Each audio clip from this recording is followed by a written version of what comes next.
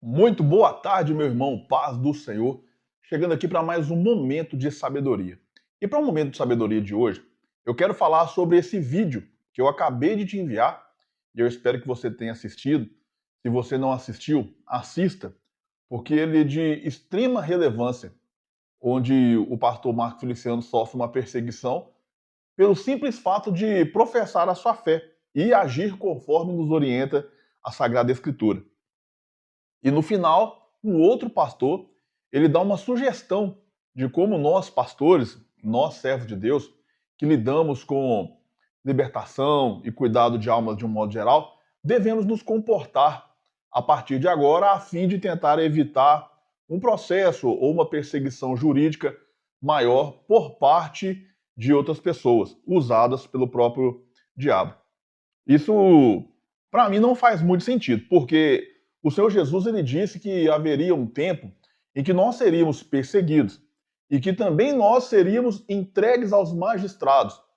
Então, vai chegar um ponto que não vai ter como você ser politicamente correto, não vai ter como você proferir palavras polidas para não agredir um tipo de grupo ou tipo de pessoa. Porque o evangelho, por si só, ele é confronto. Não tem como você pregar o evangelho sem confrontar. Só que, às vezes as pessoas ficam pensando que a perseguição vai vir de um dia para o outro. Vai ter uma notícia de última hora, um pronunciamento de emergência, e uma pessoa vai levantar a voz e vai falar assim, ó, a partir de hoje estão proibidas a leitura da Bíblia no Brasil, tal. Não é assim. O diabo, ele não trabalha dessa forma. Eu quero ler para você uma coisa aqui. Presta atenção. Sempre quando eu estou ministrando na escola bíblica, eu digo que sejam mentes pensantes. Não recebe nenhum conteúdo sem conferir. Inclusive, Atos dos Apóstolos, capítulo 17, versículo 11, diz que os cristãos de Bereia, quando eles ouviam as pregações, eles conferiam para ver se aquilo era verdade. Eles não simplesmente aceitavam, não. Então, sejam mentes pensantes. Por quê?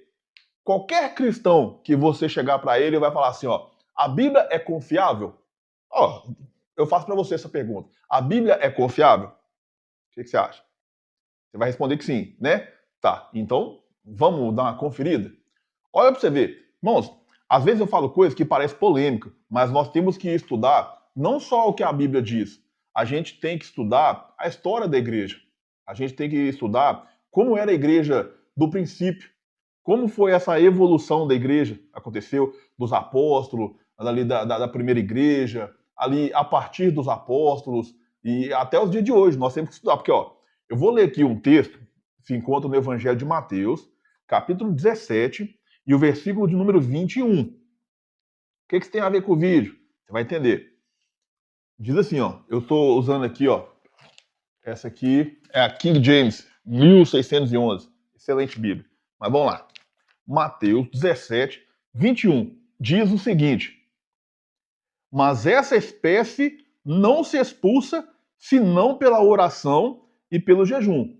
Jesus estava ensinando os discípulos quando um jovem chegou até eles, levado pelo seu pai, completamente endemoniado, e eles não puderam libertar aquele jovem.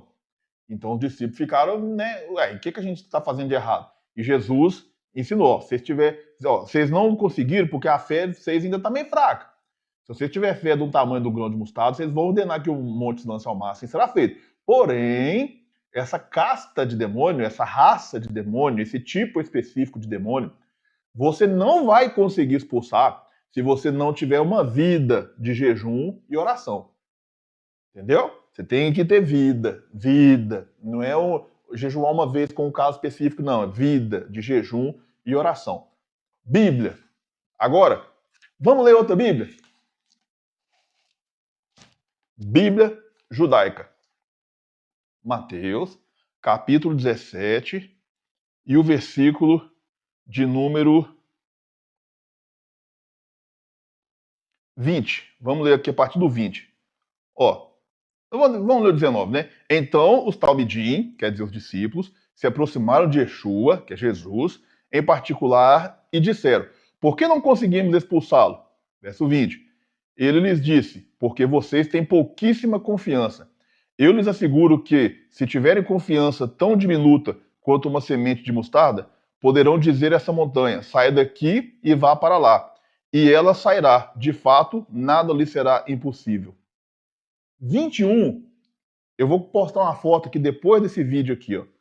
Tem um N na frente. Quer dizer, não tem o versículo 21, que diz que essa casta só se espere com jejum e oração. Bíblia, é Bíblia. Tá vendo? Bíblia, aqui, ó. Bíblia. Agora, você pega aqui, ó. Aí já parte pro versículo 22, olha lá, ó. Enquanto estava a caminho da reunião, tal, beleza. Não fala. Agora, ó. Bíblia, a mensagem, capítulo 17, versículo 21. Porque você... Vou ler do 19, né, para dar uma melhor compreensão. Quando os discípulos ficaram a sós com Jesus, eles lhe perguntaram: por que não podemos expulsá-lo? Aí, verso 20, porque vocês ainda não levam Deus a sério. Foi a resposta. A verdade simples é que, se vocês tivessem fé pequena como uma semente de mostarda, poderiam dizer a essa montanha: saia daqui, e ela sairia. Não haveria nada que vocês não pudessem enfrentar. Aí já pula para o 22 também lá. De volta a Galileia, Jesus declarou: também não tem. Falando da expulsão de demônio. Então, o que isso tem a ver com o vídeo que eu estou trazendo aqui? O diabo, ele vai entrar na vida de um indivíduo, na vida de uma igreja, na vida de uma sociedade, na vida de um país, de forma lenta, gradativa, porém constante. Aí, o nosso querido irmão C.S. Lewis escreveu essa pérola aqui, ó, em 1942. Olha o que diz aqui, ó. No capítulo 12, esse aqui é o livro que chama Cartas de um Diabo a Seu Aprendiz. Esse livro aqui, ele relata a história de um demônio experiente ensinando a seu aprendiz como afastar alguém da presença de Deus. E no capítulo 12, tem um trecho sensacional que eu acho que tem tudo a ver com o que nós estamos falando aqui hoje, que diz assim, ó: não importa quão pequenos são os pecados, desde que seu efeito cumulativo seja o de desviar o homem para longe e para fora da luz, direto para o nada. O assassinato não será melhor que o carteado, se este der conta do recado. A estrada mais segura para o inferno é gradativa, a ladeira é suave, o solo é macio, sem curvas acentuadas, sem marcos e sem postes indicadores. Por isso que a gente prega assim, o que a Bíblia diz, 1 Coríntios capítulo 15, versículo 58. Sede sempre firmes e constantes, sempre abundantes, sabendo que no Senhor o seu trabalho não é vão.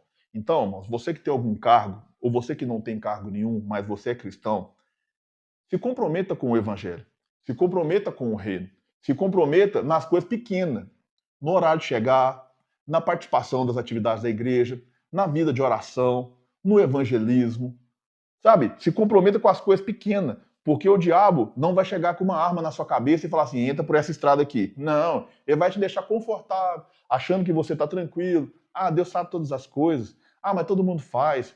Ah, mas é tão difícil. Ah, tá. Hoje nós estamos vendo lá no Congresso, um pastor que já tem uma vida ministerial aí de décadas, possivelmente vai ser processado e perderá a causa, podendo ter tolhido ali o seu direito de expressão, pregar a palavra.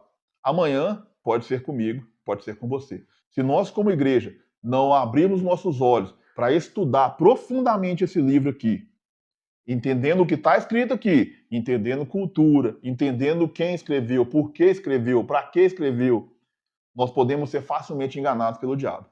Esse foi o nosso momento de sabedoria. Eu espero que Deus tenha falado com você. Uma boa tarde. Paz do Senhor.